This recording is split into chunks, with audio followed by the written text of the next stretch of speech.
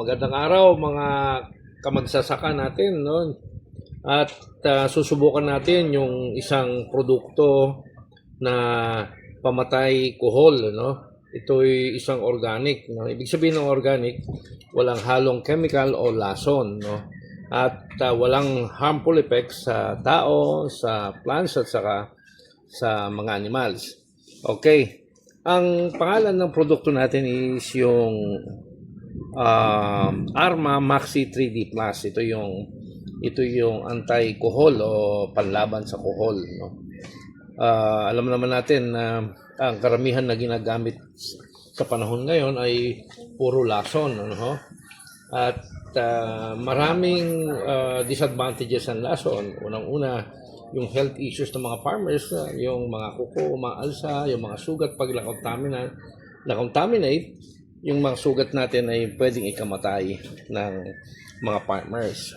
Okay, saka isa pa, kapag kalason lagi ang ating ginagamit, nagdi-deplete yung nutrients ng soil, no? Di ba?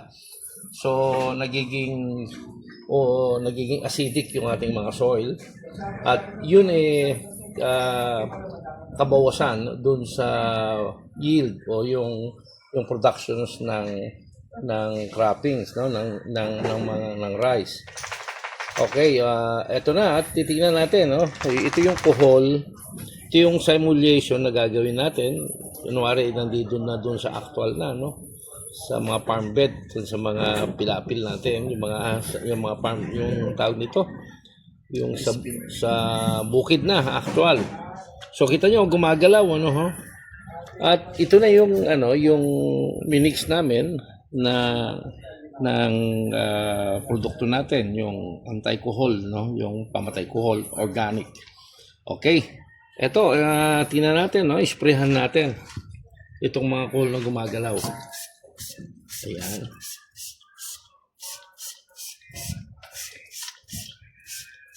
Okay, natin.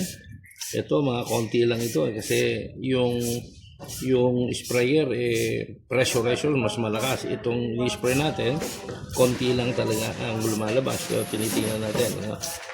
Alright. So na-sprayhan na, ano po? Yung iba nahulog na. Yung iba nagra-rattle na.